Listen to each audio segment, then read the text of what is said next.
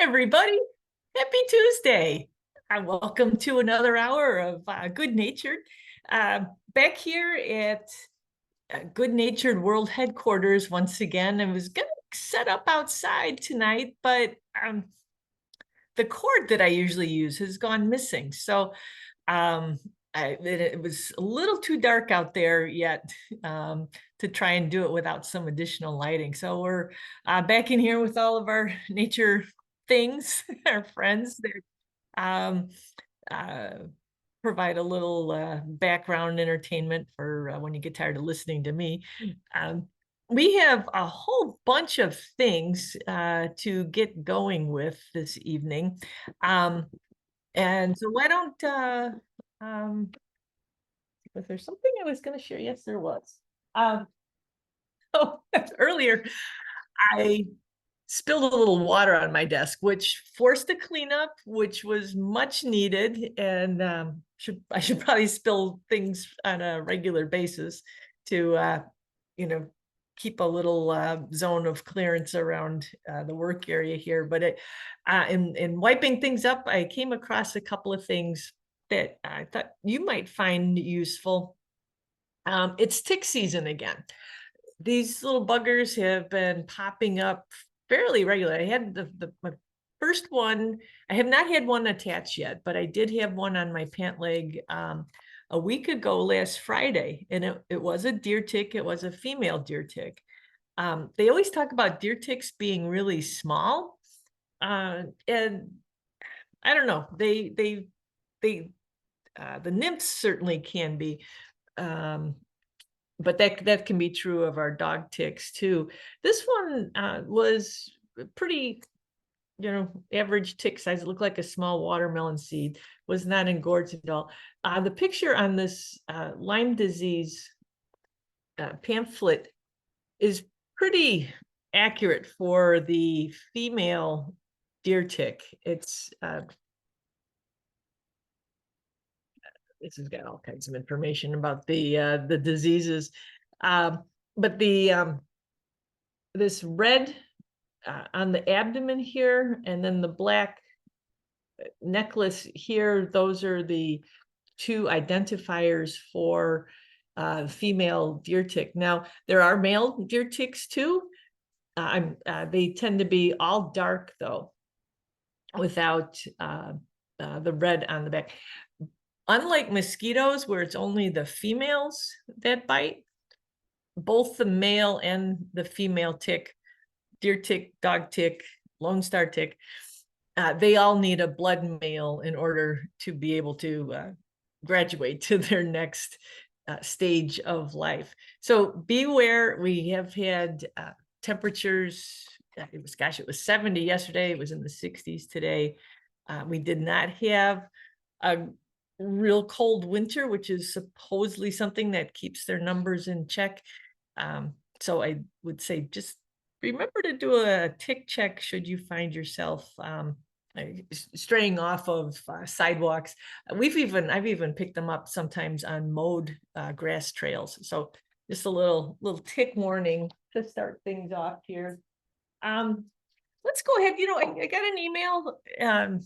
Keith, I don't know if you and your wife have tuned in this evening, but I got an email from you a little while ago, and I thought these were so many timely things that you shared. It would be good to put them into tonight's program. Also, before I forget, we are not meeting next week. So next week, which is April 16th, I believe that is a bye week. We'll probably mention that again before we're done tonight. But Keith up in Lake County has been out with his camera, and Kate found a deer tick on her pants in February. Oh, thanks, Laura. Yeah, we just the mild temperatures, which I think, if we're all perfectly honest, we kind of enjoyed, although we were guilty while we were enjoying it. We felt like something was a little bit off. The ticks, I think we're going to be in for a big year with our tick friends. But yeah, so So Keith shared some nature news from up in Lake County, and I'm just gonna smooth as always. We're gonna go over to our screen shares of our well, there's our requisite St. Charles Park District commercial. I'm gonna minimize some of this stuff up here, and we're gonna go here. Is everybody seeing a hooded merganser? Let's hope that that's the case. So this is Yes.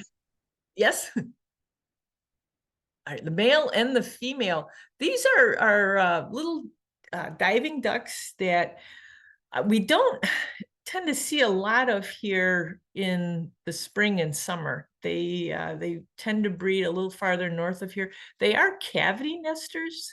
They're small ducks, and they mentioned that they do dive. The thing about them is that they do sometimes stick around. This goes back, gosh, it's over 10 years now, I would say. It was shortly after I started here at St. Charles. I was over at Riverside. It's now called Riverside Bowie Park. It's the park on the east side of the Fox River, right on the border with Geneva. It's our most southern park along the river on the east side. And there was a mama hooded merganser taking out from the shoreline vegetation. There was, I don't know, tall grasses of some sort.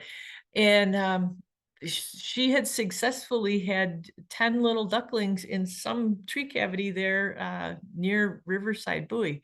So they do breed around here from time to time. The male is very conspicuous with this, what is referred to as the hood here. He can flip this up, he can flip it down.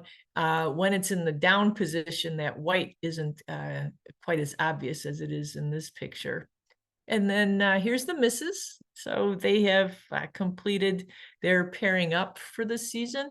Be interesting to find out, Keith, if you happen to visit this site again, if you do see them some more, maybe they're a pair that's going to stick around. We do have some birds that are still migrating through here, so it could be they're just a little slow in taking off, but it might be kind of neat to see if they do decide to stick around. And I also observed, I always, whenever I see pictures like this, I always sort of freeze just a little bit because I struggle with shorebirds a lot. But I looked a little closely at this one, and we could kind of see the double ring here. And then luckily you sent another picture as well.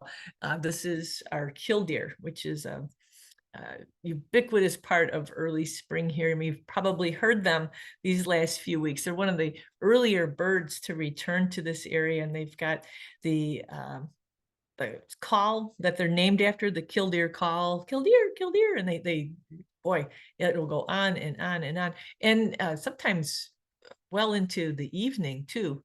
You can hear their calls. Neat little birds, ground nesters.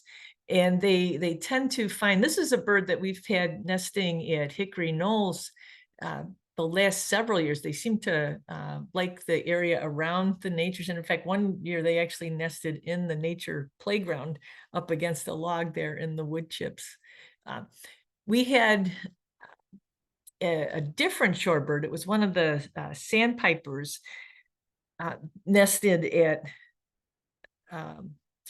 Fearsing Creek Fen this past year, and the people who some of our restoration crew who found that nest at first thought it must be a killdeer because we see them all the time, but there was an actual nest on the ground. The bird had put some effort into it. Killdeers, it's really kind of more of just a depression. They might have a few rocks. They seem to have a preference, actually. I don't know if it helps with drainage. They like to nest in rocky areas. The bird at the fen had truly put some effort into it, and we determined it was not a killdeer. But you have to be careful sometimes when you see them in the area because of where they put their nests. Sometimes they're right on a trail or very near a trail. This is a bird that does that somewhat famous broken wing display. There's a few birds that do what are called distraction displays, where they try to draw perceived threats away from their nests. And killdeer is probably the most famous because they fan their tail out. They've got a rusty reddish rufous colored bar of feathering at the base of the tail, and they'll do their best to try and make you think they're injured, and then thus drawing attention away from the nest, the nestlings, and that sort of the precious cargo. And we've got an egret here waiting in the shallows. Oops. And turtles. And Keith, I was glad that you had this wide shot so we could get an idea of just how many turtles you saw. And then you did a close-up here. And I'm going to move this bar here. So let me see. I'm going to see if I can zoom in here. So these all look to be painted turtles. Painted turtles. This one had the yellow markings on its neck are a little bit more prominent than on some of the others. And maybe some of that is reflection too, but I love how they're using not only the logs that are coming out of the water, but they've made some good use of this muskrat hut too. And then I was looking at who's parked up here, and a lot of them you can see the legs and the tails protruding. And but this is such an important time for turtles when they've been submerged throughout the wintertime. Getting out and getting that dose of sunshine really helps to get them into springtime mode. They're absorbing the sunlight. They're kind of kickstarting their bodies, their metabolism again as they warm up. So it's really important that they're able to everybody, get equal access here to that sunshine, get those necks stretched out so they can absorb as much as possible. But this shell here, I was a little intrigued by. It kind of looks empty. I could be wrong. It could be that turtle is just tucked in real tight. Maybe something scared it. But I was also thinking, well, maybe something ate it, and that's what's left behind. And I can't tell for sure, but it doesn't seem to have the same.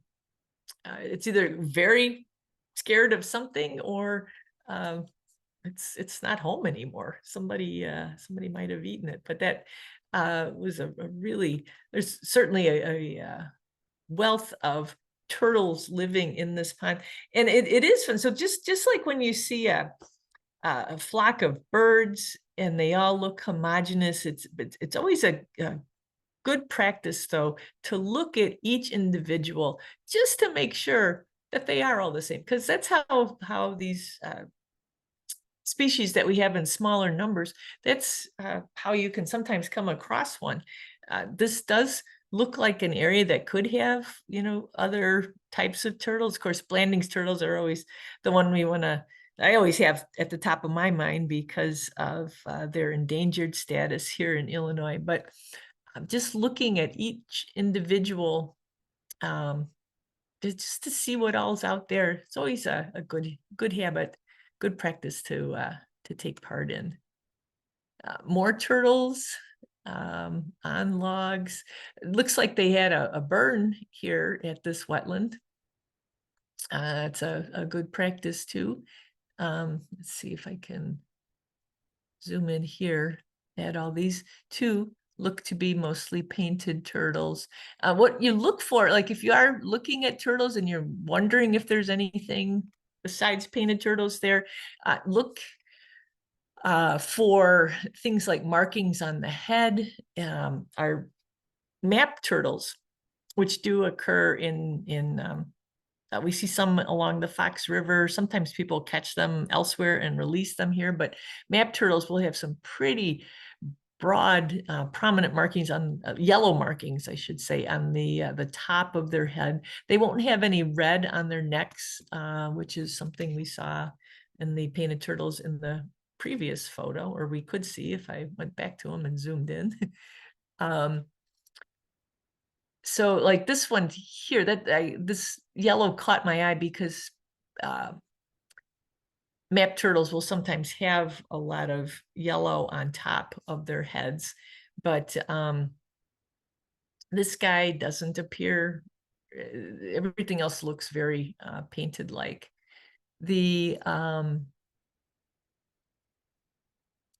other things we can look for is if the margin of the shell is smooth, or if there's more of a scalloped nature to it.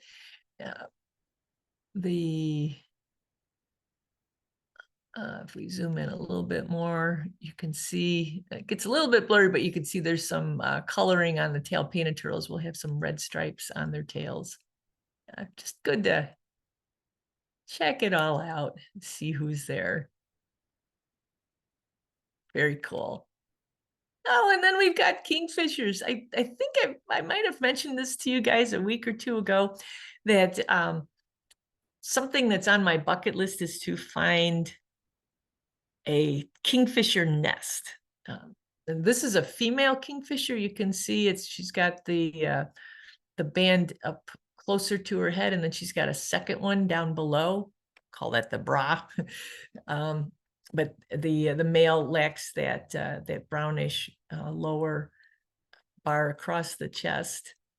Love these birds. They nest by excavating cavities into the sides of riverbanks or soft bluffs. As far as I know, they do not excavate in trees. I've never seen reference of that, but I've never seen a kingfisher nest. When I worked at Red Oak Nature Center, we had kingfishers pretty much every day. We're fishing in the river, and they would oftentimes they'd catch a fish, they'd fly up onto a branch, they would whack, whack, whack, they would beat the fish against the branch, and then they would swallow it.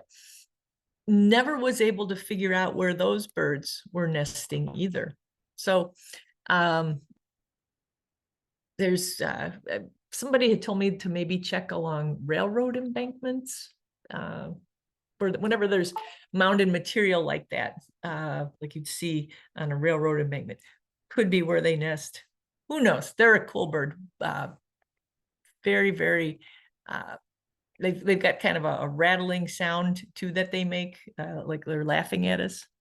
Here's the picture I was looking for. This shows the redness that we associate with our painted turtles. There is another turtle we see a lot of around here, the sliders. Sometimes they're called red-eared sliders. They actually have a reddish mark up here on the head. Although a lot of the males, as they get older, they get really dark, and it's hard to see any of the markings on them, which turns out to be a good clue as to what you're looking at. But here's you can see the red on the shell, on the skin here as it goes into the shell, the red stripes on the legs. With turtles, a lot of times with the painteds, it's the females that get to be a little bit larger than the males. You can see too, this turtle, which appears to be the largest one in the pile, has short nails on her front legs. And that is another sign that she's a female.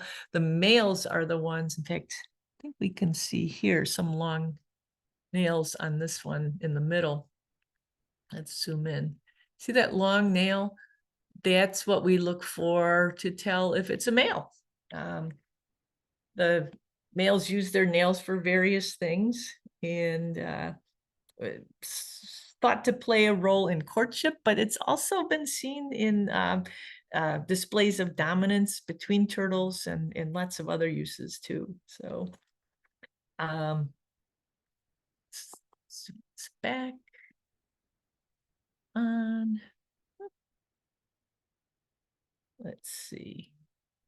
I wasn't exactly sure if this was a woodpecker, because the next picture, oh, no, let's go ahead. This is a flicker, and I wasn't sure if that was the same bird or not. It might be. I think I see some white here. Flickers, when they fly away, display a white, almost like a cottontail, like you'd expect to see on a cottontail rabbit or a deer. The flicker will flash white as well. I'm not sure. It kind of looks like a flicker, but that other picture definitely is. Here we've got our sandhill cranes wading through the burned marsh. And then here we've got a whole flock of pelicans, big white birds. Hard to they look like little white birds, but you can tell they're pretty high up in the sky. And they've got the white body and then the black tips to their wings. We've seen pelicans pushing through this area now for the last couple of weeks. Here we are back with our flicker. Let's zoom in. It's a little hard to see if on the face, the male flicker has what is often referred to as the mustache. Yeah, I think I can see it there. It's a dark slash on either side of the bill. And then I thought this was a great portrayal of that woodpecker tail. Flickers are a type of woodpecker. We have the yellow shafted flicker here in our area. All woodpeckers use their tail as kind of a brace as they're hanging on the side of a tree, whether they're drumming as part of their territory communication, or whether they're pecking away, looking for food, or opening up a cavity to create a nest. That tail is really important. These feathers are much stiffer than what we see in other types of birds, and they act like kind of almost like a kickstand to keep the bird steady and in place, sort of a third point of contact, which, boy, if you work here at the Park District, that's something that gets drilled into us during safety training every year. Always have 3 points of contact. So that's our flicker. And then this was surprising. I was not aware that we had cormorants back here yet. And there's quite a few of them here in the trees. This is a bird, we've talked about them before, and their sort of a checkered reputation with people. They have been blamed for damaging fisheries. They for eating more fish than they really should be taking part in. I don't know. People, I think people just sometimes pick a target and it gets passed on, from one person to the next. Oh, Joe the fisherman doesn't like cormorants, so I'm not going to like cormorants either. I think they're really interesting birds. Of course, I think everything is really interesting, but these are birds that they're fairly primitive. They are able to dive under the water and then chase after their food. It's a really fascinating. There's been books written about people's attitudes towards cormorants. There's parts of the country where they actually have shoots, kind of like, it reminded me of how they used to have organized events that would go after passenger pigeons. And we all know what happened, to that over time. We don't have any more passenger pigeons, but people, different, I've even run into people around here who don't like cormorants very much, but there are definitely different areas of the country too where the attitudes towards cormorants is not very favorable. But good to see that they're back, and I'll keep an eye out for them here now. This was kind of weird, but it was helpful too, because John and Bobby, I don't know if you're on tonight. I know you had sent that partial deer skeleton that you'd found in some bushes down at Lake Shabana. This is another, this is a deer skull that's been put up in a tree. I had shown the picture of the deer skeleton in a shrub to my friend Peggy. And I said, what do you make of this? Because I was wondering, could there have possibly have been an animal that would catch the rib cage and the spinal column of a white-tailed deer? I couldn't think of anything that would be big enough to want to keep a body like that around, and then have it decompose there in the shrubbery. And Peggy said, well, we used to do that as kids. We'd find a dead deer and we thought it'd be big fun to hang it up in a tree. So sometimes it's not nature at work, it's our human nature that's at work, leaving signs like this behind. And I think that's probably what happened here. Somebody found this cool remains of a deer skull and put it up high where everybody might be able to see it. All right. Well, Keith, thank you very much for that look at nature in Lake County. I'm going to see if we can deftly move over here to nature in Kane County, starting off with red admiral butterflies. Have you guys seen these? The last few days, they have been absolutely everywhere. This is a species that comes out early in the spring. They have the ability to overwinter here, especially with the mild winters that we've been having. I think we've been seeing quite a few of these butterflies surviving. They can also overwinter in this area in the chrysalis stage. And it could be that it's been warm enough for long enough that some of those adults are emerging from their chrysalises, I should say. This was an individual that I saw over at Delnor Woods. But I was walking the dogs today and I saw probably a half a dozen red admirals flitting around. I'm thinking I might work that up into a column because they are, I received this photo from someone who wanted to know if the monarchs were back because they could see this orange and black butterfly flittering around. We are a couple months ahead of the expected arrival time of the monarchs. They're still making their way out of Mexico at this point, I believe. It's going to be a while before we see them this far north. This was another reader who spotted one. I believe this was at Mount St. Mary's Park. So keep your eyes open. I did see on the dog walk today, I did see a painted lady as well. So there's a few other what we call the usual early spring suspects: the morning cloak butterfly, the two punctuation butterflies, the comma and the question mark. I didn't have good photos of them, but they are named for, they're an orangish butterfly with a very irregular border to their wings. And then the comma has a small kind of silvery white marking on the underside of the wing, which, believe it or not, you can see pretty well when they flex their wings up over their back. It's in the shape of a comma, and that is a butterfly that's somewhat smaller than the question mark butterfly, which is very, very similar, but it has a silvery white question mark on the underside of its wings. You can remember that because what is the larger punctuation mark? The question mark. There's also a little bit of those butterflies, there's a little bit difference in the marking. The question mark has a little additional slash of marking on the orange on the top side of the wing. So those tend to be pretty reliant on their woodland habitats. The morning cloak and the question mark and the comma would tend to be seen mostly in the woods. The red admirals, I saw one downtown here in St. Charles. It was nectaring at, of all things, a calorie pear, which there are several planted not too far here from the office. But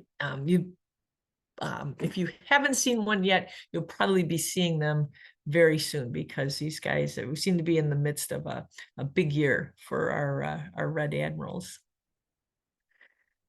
So the eclipse, I don't know how many of you were out and viewing it yesterday.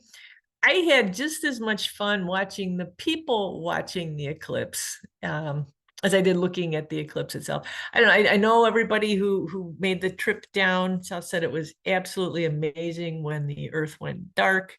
Um, I thought it was pretty cool. I put the little glasses on. The Park District did overnight about 200 pairs of eclipse glasses at the end of last week, so we could have some to give out to visitors here at Potawatomi. But this was, interestingly enough, we had just completed a program for the Adult Activity Center on periodical cicadas. So we wrapped that program up a little bit before 2, so we could head outside and watch the action there in the sky.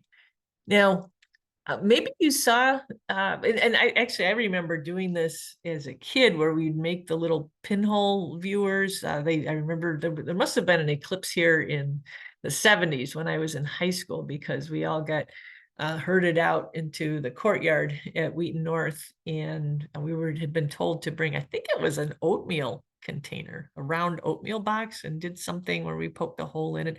I don't know. I was in high school. I don't really remember seeing the eclipse at all. It was kind of a little bit of a goof off at that point in my life. Not that that's actually changed, but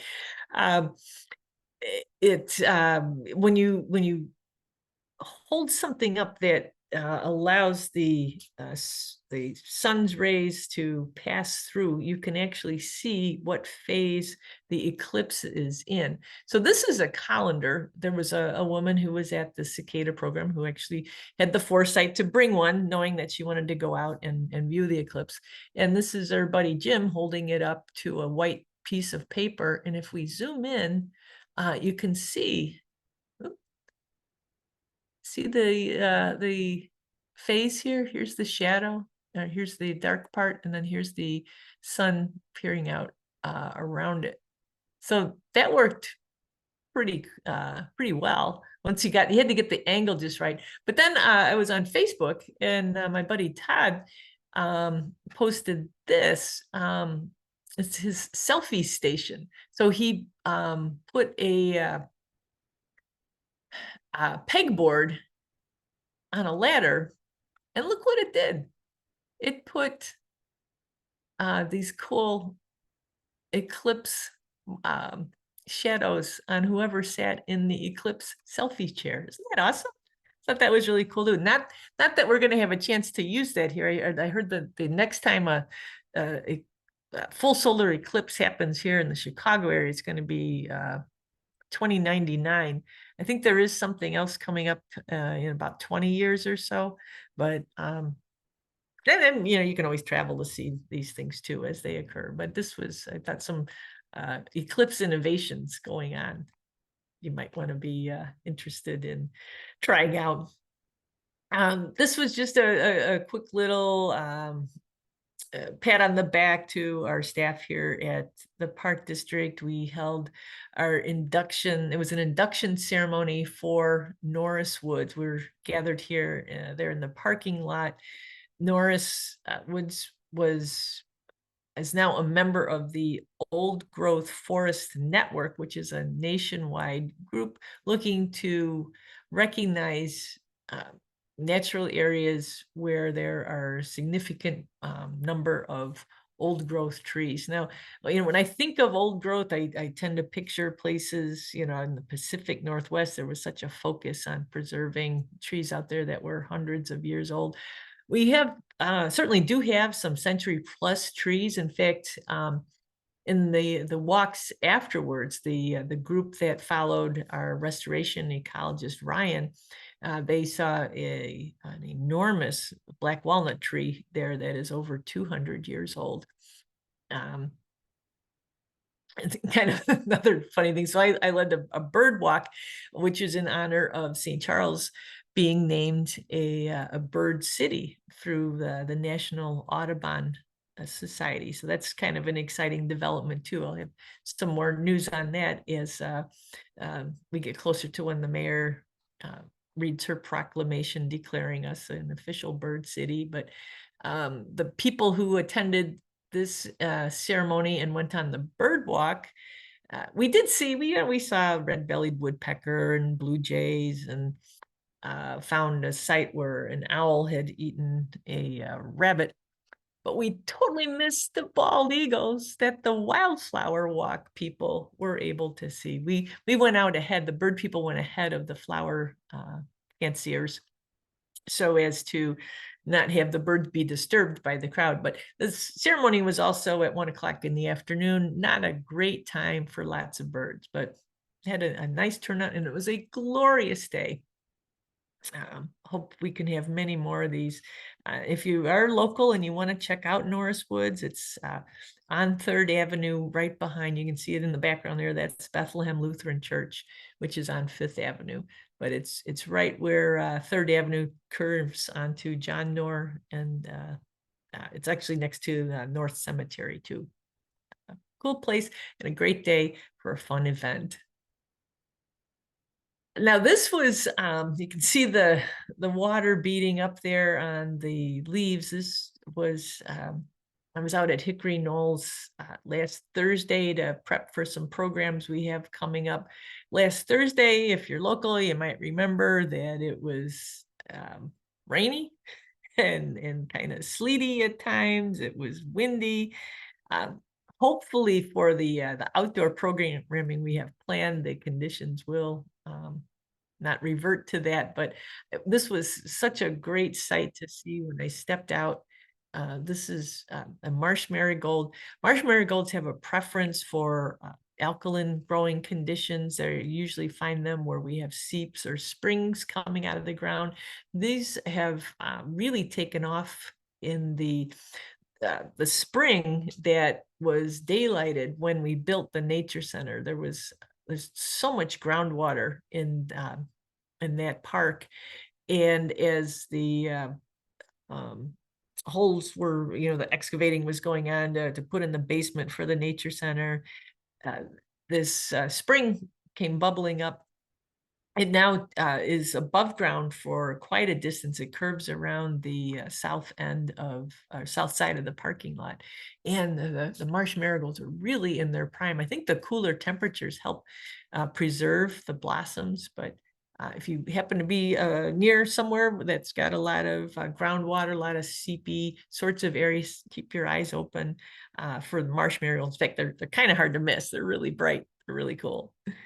I did want to head out while I was there to see if our friends, the herons, have returned, and they have. Now, this is not a great place to try and take cell phone pictures. You really, with a decent camera with a nice big zoom lens on it, you could probably get some good photos of the herons. I was just wanting to make sure, or just to see if they were there. And here you can see this temperature last Thursday was, I don't even think it hit 50. There was a stiff wind. There was a lot of, in fact, there was even a time while I was out where those little pellets, I think they're called grapple, started coming down. But here we've got 1, we've got 2, 3, 4, I think there was one on one of the, there's one down here, 5. There were quite a few herons at the rookery here. We've had as few as 3 nests be occupied at this rookery, and we've had as many as I think 9 nests occupied. We always like to take a look at these nests in the wintertime too, because this is on a couple different occasions, we've had great horned owls opt to nest in one of these heron nests in the wintertime. Hasn't happened recently. In fact, I don't think we've seen a great horned owl here since the year one of the male of a pair of great horns flew into a soccer net. I think after that they decided to rethink how closely they wanted to associate with those big loud humans next door. I think they started nesting either further back in the natural area or across the street in the neighborhood. But herons are back. Herons are getting ready to get those nests. They have some eggs in those nests.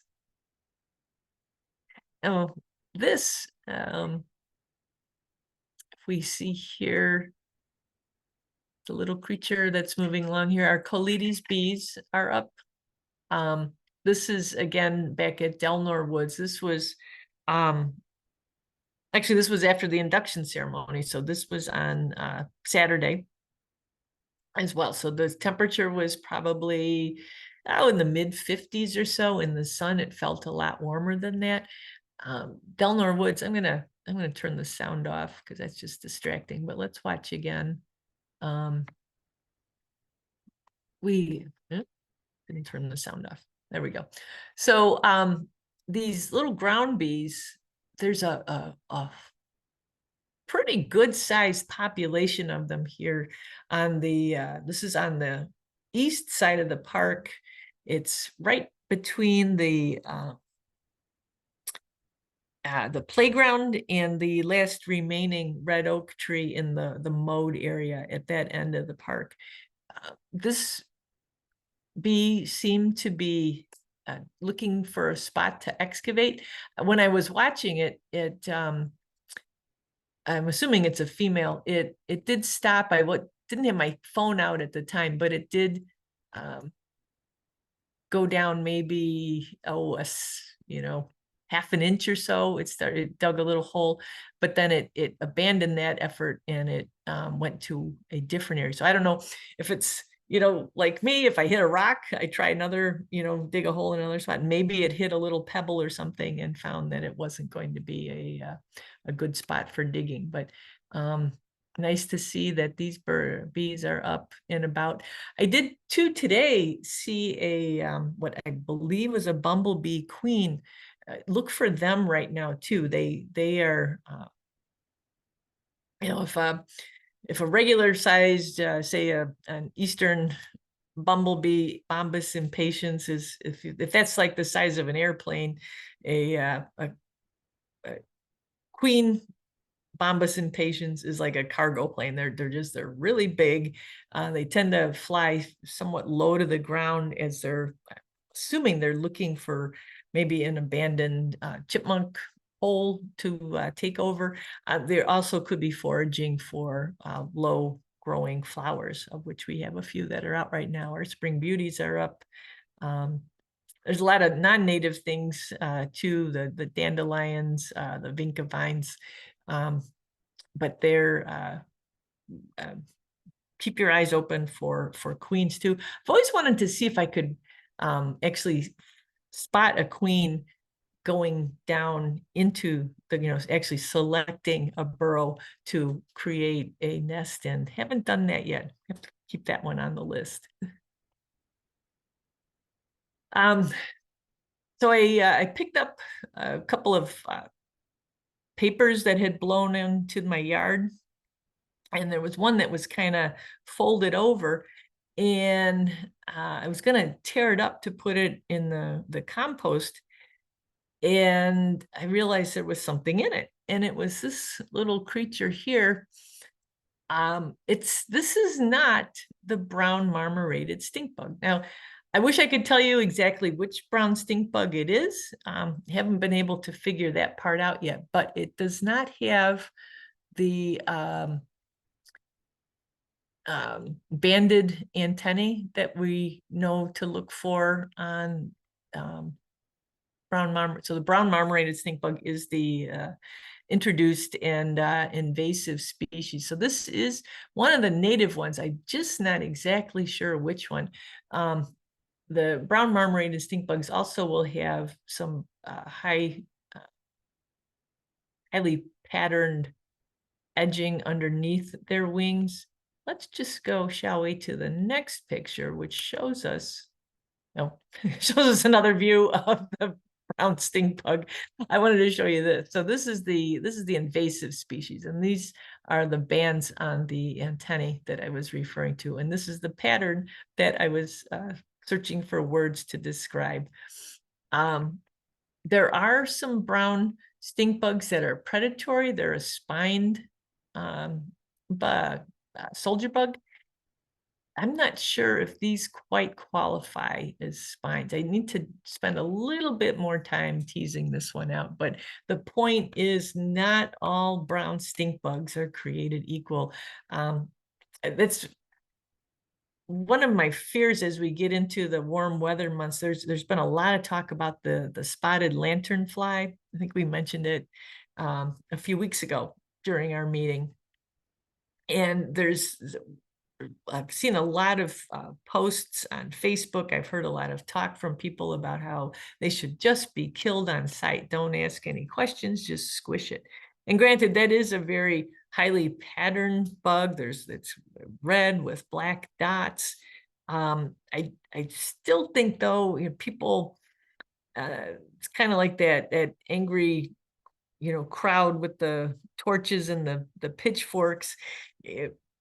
Going wholesale, squishing all sorts of bugs that maybe are innocent.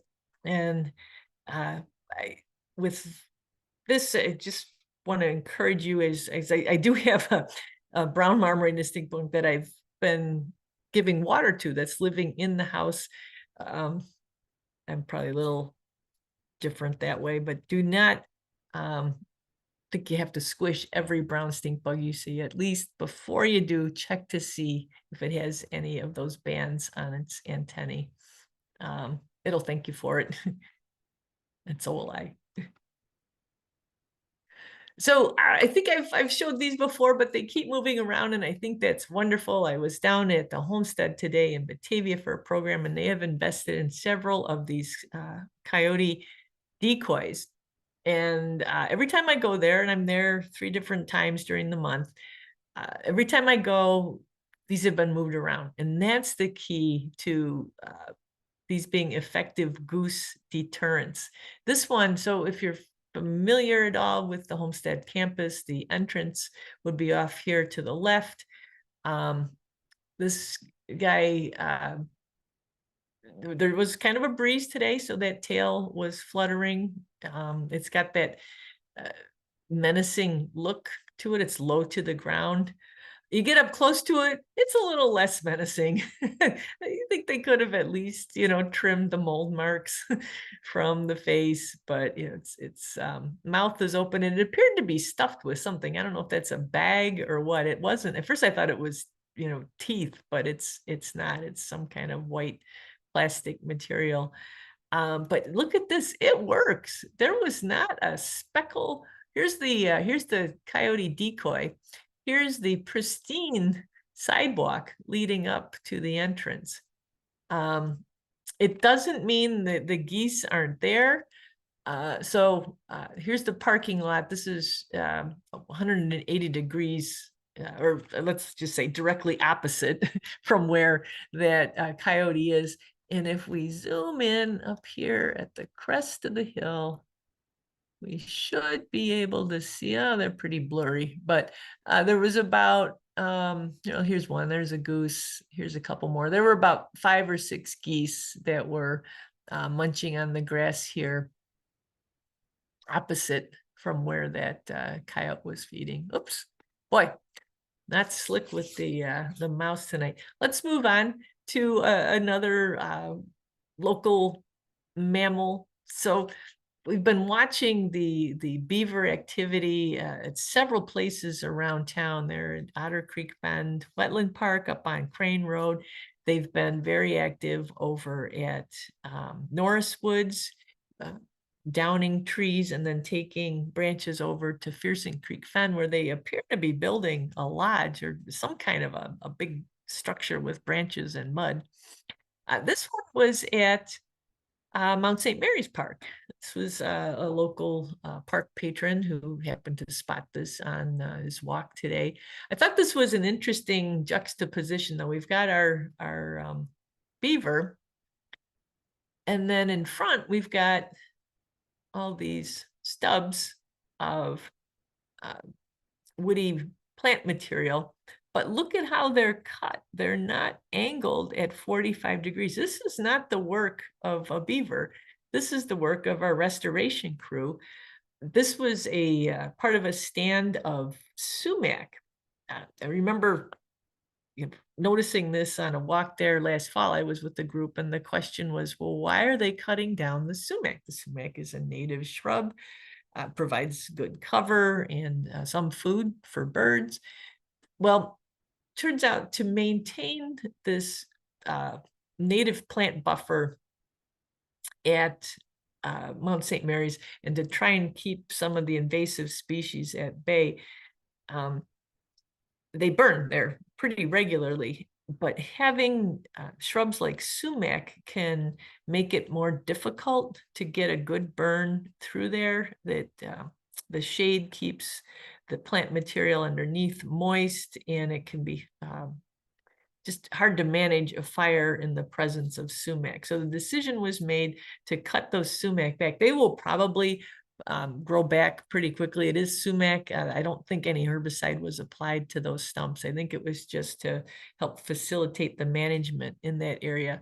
But it's usually when you see shrubs that are missing along a waterway and the beaver is right there, it's the beaver who's done the removal. But in this case, it wasn't, and you can tell that by, well, one, the restoration crew said that's what they did, and two, those cut edges are almost straight across, rather than that a 45-degree angle, which would be typical of the work of the beaver.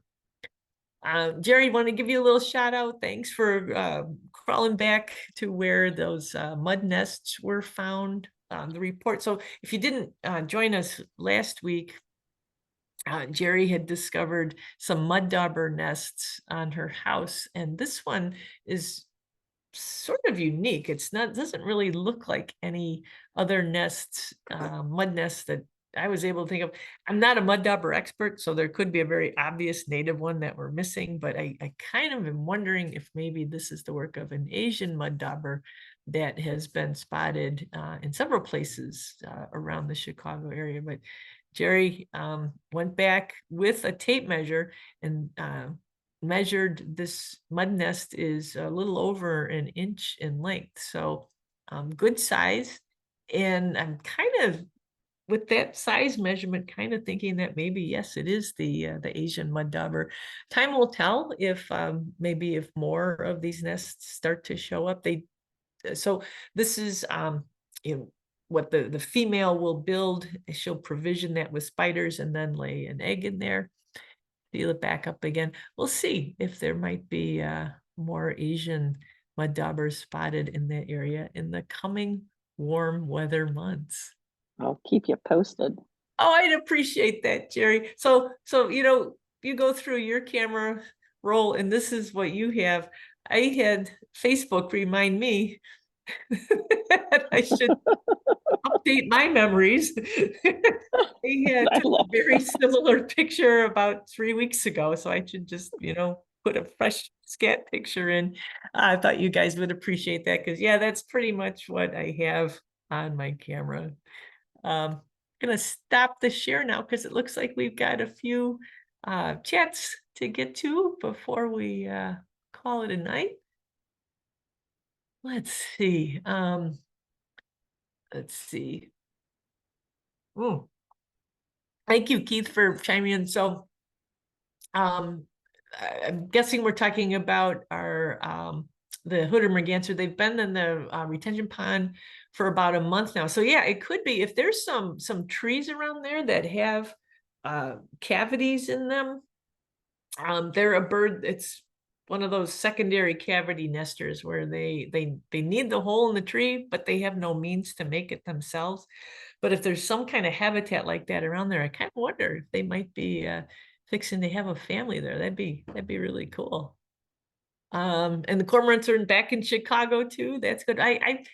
You know, I spent quite a bit of time along the river yesterday between the eclipse and I walked to and from Potawatomi from the office here, which is you know, along past the municipal building. And I know I've seen cormorants.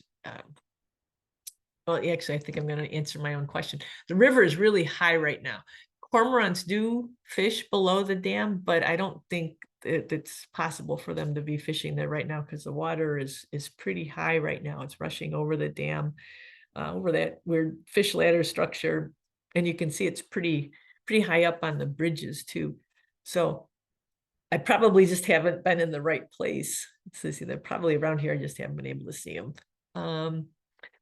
You were in Arizona. There was a type of a flicker that kept visiting the hummingbird feeders. Interesting.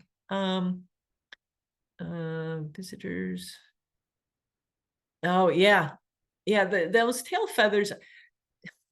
I was on vacation too, a number of years ago, and found a dead pileated woodpecker, and I was able to. What else do you do on vacation but poke at a dead bird? I was able to like, really feel those tail feathers and push on them. They don't bend hardly at all. They're super stiff, and they're pointed on the ends. So they're like best analogy I can think of is 3 points of contact, and they're kind of like a kickstand for the birds. So yeah, even on a hummingbird feeder, they're handy. But now I've got to look up and see what kind of flickers they have in Arizona that like nectar like that. That's pretty cool. Bigfoot, Laura. Yeah, it was Bigfoot. I gotta admit, my husband Kevin made me type that. Yeah. I was looking for something in the closet here the other day. I have not one and not two, but 3 Bigfoot costumes. So if we ever want to have some fun. You know what? I'm up for it. Maybe so. Folks, Laura, I should have put your pictures in tonight too. Laura had texted me yesterday some crayfish chimneys in the area of the Hickory Knolls natural area that we call Carroll's Wetland. And we even texted back and forth about choosing a warm, rainy night to go out and see if we can find the crayfish out of their burrows and foraging out in there. But I think we should up it one, Laura, and put the Bigfoot costumes on while we're looking for the crayfish. We will be internet famous. Pam, I'm it's game Diane. anytime. It's hey, Diane, Pam. I was Yeah. just looking up that flicker because I'm quite familiar with the northern flicker that we have here, but it mentions the gilded flicker, which is part of the northern flicker family, but it's a little bit smaller, which is exactly what I identified when I was watching it. And interestingly, the gilded flicker builds its home in the saguaro, the cactus. Okay. So Anyway, so they have a taste for nectar, right? and they live. And they're in the Southwest. So you must have been in southern Arizona then too, huh? Well, we were in the Phoenix area. Okay. But they look exactly like northern flickers, except they were smaller, and maybe the colors were not quite as vibrant. But anyway, they were hanging. But I did read that woodpeckers in general will go to hummingbird feeders, and I've never seen that before. But really, yeah, and don't ask me why, but I guess they've got that long tongue. Yeah, exactly. I guess, and it's got the brush on the end of it, so they could, make use of it. Because I saw that even downy woodpeckers will go to hummingbird feeders, but I've never seen that. I've never observed that. I was just reading about it. Well, I'll do more research for you.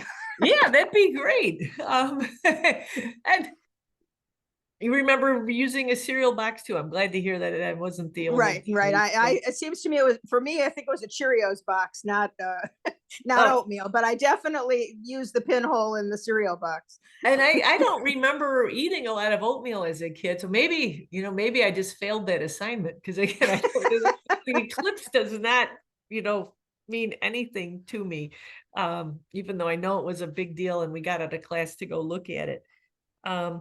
Well, I was just looking up, in this book was donated yesterday a woman brought it to the cicada program and was going to and actually gave it to the nature department. I was hoping maybe it was national in scope and it might have something about the gilded flicker, but it just has I think this might be one. This is an artist's book as much as it is a bird book. All the illustrations are paintings by this gentleman here, David Morhart and John Gillette. Actually, I think Morhart is the artist. Gillette is the birder. And they don't even have, he has one woodpecker, he has the pileated in here, or pileated. And there's no mention of flickers either. What I liked about this though, it's more conversational tone. We've talked about that before. Some field guides, they've got size, they've got range maps, they've got a little description about behavior, but this guy really gets into what he thinks and what he most enjoys about these different types of bird. We might do a deeper dive at this at another time, but not tonight and not next week, because next week is an off week. Every week is an off week for me. So, but as far as us meeting, I'll actually be down talking to the Batavia Plain Dirt Gardeners for their meeting next week. We're going to be talking about periodical cicadas, and I swear one of these days we're going to be talking about them too. I just saw in the insect group I follow on Facebook, somebody thought they saw a periodical cicada in the Chicago area, and then someone else said they thought they saw some emergence holes. This is crazy early. This is more than a month ahead of when they are predicted to start showing up. So I don't know if those are true. It was on Facebook, and you know what they say about Facebook, but I'll see if I can't get some more information on that for when we reconvene in 2 weeks. So with that, folks, I really appreciate your time this evening. I have a great rest of your week, and I'll see you on the 23rd. Thank you, Pam. Great rest of your Thanks, Pam. Have a good night. Good night. Everyone. Thanks, Pam. Night.